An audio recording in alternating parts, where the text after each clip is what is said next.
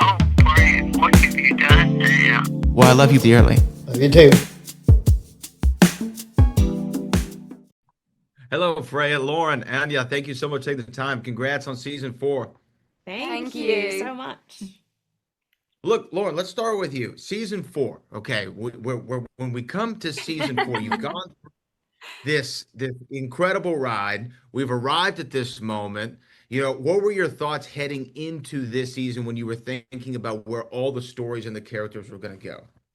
Ooh, that's a great question. I mean, I think that we explode things at the beginning of the season in every way possible, right? I mean, from the fact that we have a new Geralt to the fact that we have these 3 storylines of these 3 main characters that are not together for the first time. Everyone is separate. And what I really love about that is, and Freya and Anya can both speak to this. It's like they each got their own encapsulated journey. And it wasn't about, who Yennefer is when compared with Geralt, or who who Ciri is, when she's thinking about her parents. Each character got to really explode into their own journey. And to me, it's one of the most exciting parts about this season is seeing everyone evolve into like the purest form of themselves. Yeah, what I love is that the stories they are individual and then they intertwine obviously at some points and it keeps you engaged as a viewer. So Freya and Anya, when you know that they're going to kind of be separated, are you going to Lauren and writers and going, okay, tell me where we are, what's going on, where's my character right now? Because I mean, to me, it would get I mean, I'm just a simple Southerner, but it would get confusing to me. So I don't know how it is for you all on set, Freya, if you want to start. What do you mean when you say confusing? Which part do you mean? Well, like I mean, like there's so much going on, right? Oh, With yeah. each Yes. character. Like Yeah. what is going on No, with okay, I'm I'll be doing honest. this. Where are they? Oh, no. I'm living as the character, so I don't need to know what anyone else is doing. Okay. Not because I don't want to as Freya. I can't wait to watch and see what the hell everyone else is doing, but it's too much to focus on anyone else, and you don't need to because your character knows what your character is living through, what they're living through. They don't need to know what anyone else is up to because they don't know. And I almost feel like it's helpful to not know because that's the place that Ciri is in.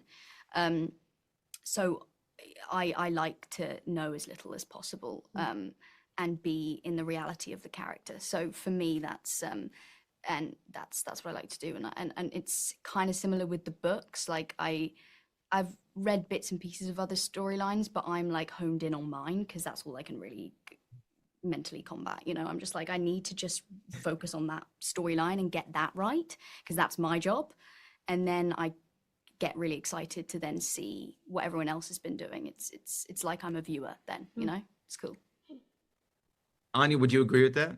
Yeah. Or do you go and try to figure out where everyone else is at? I think I've got a slightly different role in that sense as a character. So I do know what's going on in the world, but often in Yennefer's world, it's when I need Lauren the most because you're in it, you're living it, and your thoughts are going crazy, and like, you're with them all the time for 8 months of a year, and it's so important. Lauren's on set so much most of the time to go, right, Lauren, you're watching this, you've written this, what do you see, how do you feel, like where are we at, can we have a conversation? And those conversations often they don't dictate, but they guide you to a truer instinct. Well, that's part of the collaboration, I think, is that is so interesting for me because, of course, I just write it. I don't have to live in these characters in the exact same way.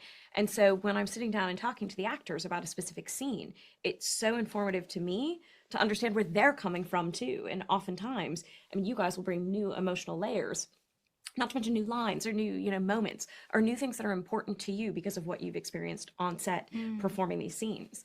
That's really where it becomes such a collaboration. Yeah, that's I think. And that's so beautifully said because that was going to be kind of my question is just how collaborative can you be on these things, and it feels like collaboration is key. Like you're all thinking singularly but acting collectively. I think it's so like it makes it so exciting when you feel like you get such a say. Yeah. Like I feel like you really offer, like you're just open to hearing Trust. Yeah. Trust. all of A lot our of trust. thoughts. constant, thoughts coming out of our actor brains, and you're just like there to be like, okay.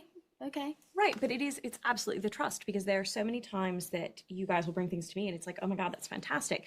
And then there's times that it will be like, okay, we're overthinking this moment a little bit. Let's get back to the core of the scene. Let's remember, and it brings everyone back to sort of this centered place. And it's honestly like that across the board on set, in departments as well. It's not just with, acting and performing. It's really a collaborative place. It's a big, cliche as it sounds, it's a really big family. Not to say also, we've got directors always changing, and so to have that one person to be able to come back to who's been there throughout the whole thing is really actually quite important, because there's so many changes that go on all the time. So it's really nice to have that. Thanks. Well, congratulations to y'all. Season 4, season 40. Let's keep this thing going. With the winter. I really appreciate y'all today. Thank Oh, you. Brian, what have you done? Yeah. Well, I love you dearly. Love you too.